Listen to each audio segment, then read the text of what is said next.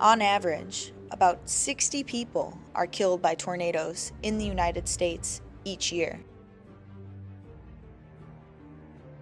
America's unique terrain and location allow for Mother Nature to combine all the deadly ingredients necessary to create such severe weather across Tornado Alley.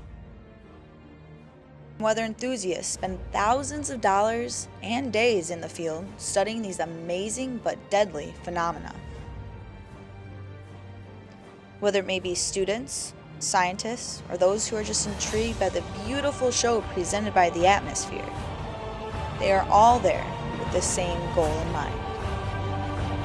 They are all chasing disaster.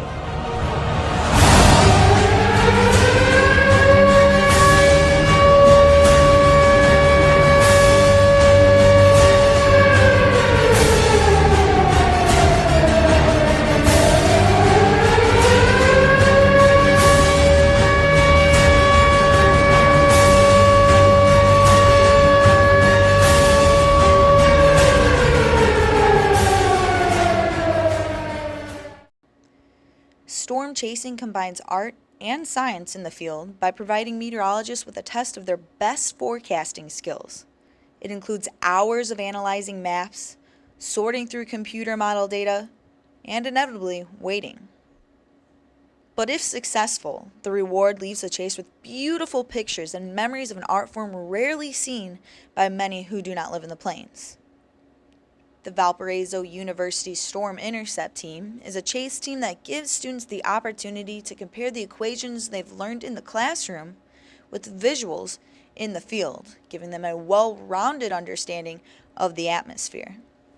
The preparation for a storm chase is obviously very in-depth. There's a required training session, gathering the proper equipment, and most importantly, bringing people with experience. My job is to, first and foremost, teach the students.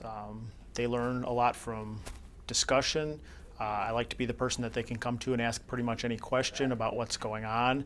Also like to be one of the people that can help to lead us to the storms, obviously. One of the most important jobs is that of the driver. The driver obviously has a lot of responsibility with the people that they're driving for, the people that are in their vehicles. So I make sure my vehicle's ready, make sure the tires are prepared or at full pressure so that way you can handle the road.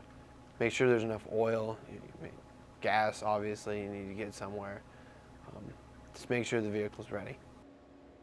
In the passenger seat is each car's team leader. The role of the team leader is that you have 5 vans, and for each of those 5 vans there's one person that's in charge.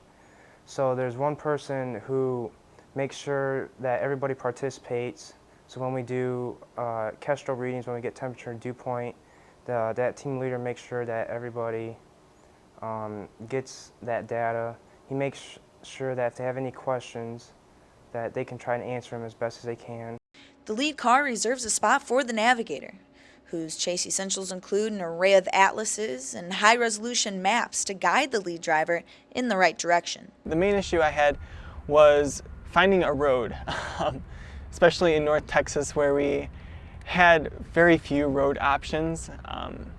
Most of them were dirt roads, and when a rainstorm came through they were kind of impassable for the most part. So we ran into a lot of those, and just the road network in general out in the plains isn't very good. Though at times, everyone on the trip may be a photographer. A videographer is assigned the task of documenting the storm encounters with a video camera. I recorded anything that was visual or audio-visual that was deemed important enough or was just flat out goofy. So I mean, it was a really fun job and I enjoyed it a lot. It's important because just like writing down anything in a journal, a lot of things tend to escape from the mind.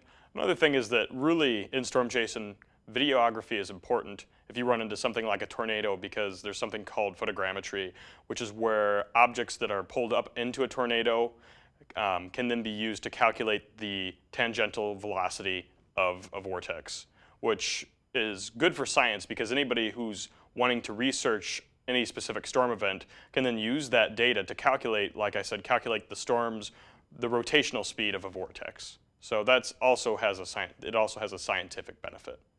A written log of each chase is kept by the trip logger, which includes the locations of storm intercepts, miles driven, and even gas totals. We are in charge of writing down every single step that we take, every single, where we go for our hotel room, where we go, where we're trying to go. So a lot of times we'll start off the day by saying we're going to go to this certain spot in Nebraska, but it changes every day.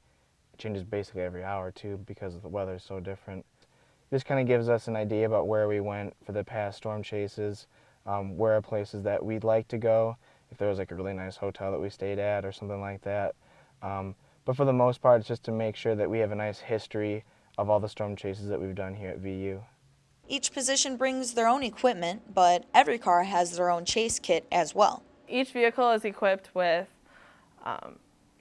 a chase kit that has a Kestrel in it, which we can use to take dew point and temperature measurements when we're driving and stuff like that. And then we also bring turtle wax. We have CB antennas and radios that we use to communicate from car to car.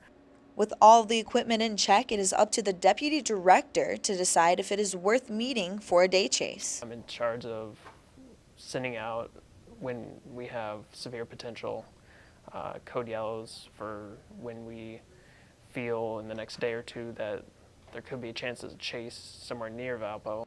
For day chases, it all starts with a code yellow email. It invites all VUSIP members interested in chasing to a 7:30 a.m. meeting to decide if they're going to chase.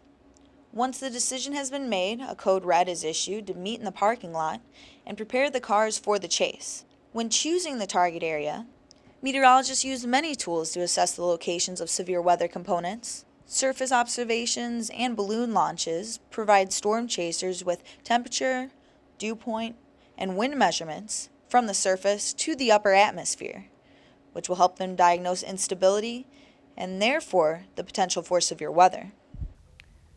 Launching weather balloons on a chase is very beneficial because we get to see the pre-storm environment from the surface all the way up to the very top of the atmosphere. And what that tells us is, what we're expecting the storm to do. Is it going to strengthen? Is it going to intensify? Is it going to drop a tornado? Is the turning of the winds good enough with height? Different things like that. Not only do wireless laptops record the incoming data from the weather balloon, they also allow the meteorologist to monitor frontal movement, check out the latest forecasting models, and of course, look at the radar. There is still a good amount of downtime while waiting for storms to pop up. But once things start to get exciting, all minds are on the task at hand, whether it's preparing to move or just sitting around and waiting to get rolled by a hailstorm. It's gonna hail now, okay? It's gonna hail now. Thank you. Just in time for the hail.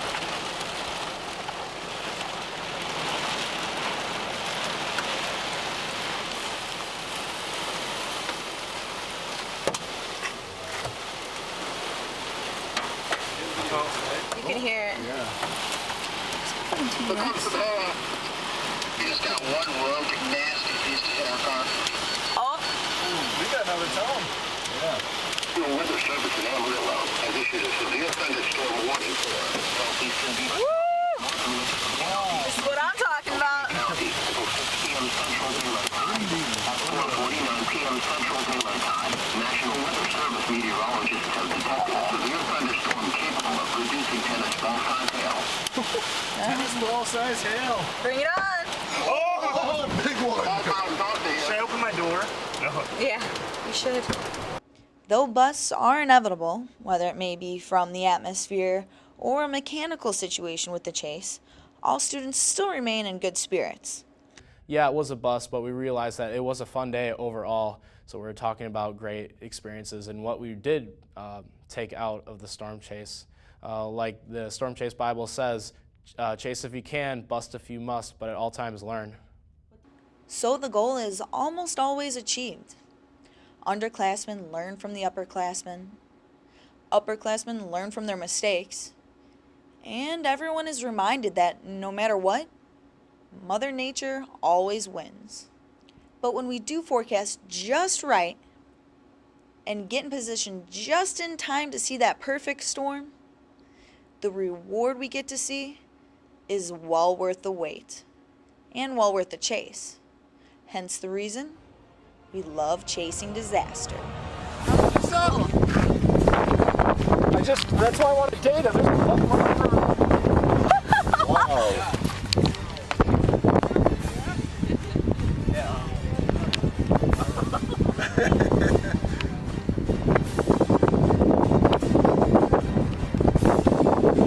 Everyone got the radios on? Any warnings or anything coming out on this?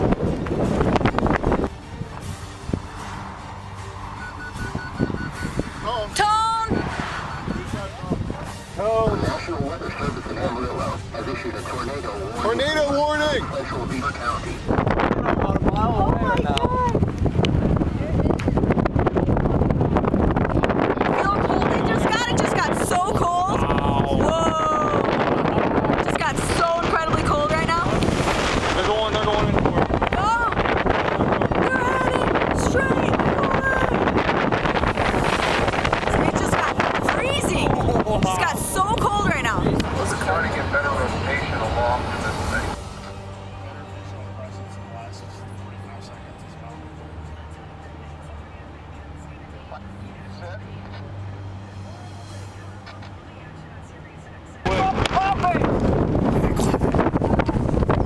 Oh. 77 or 60? Right there. Oh.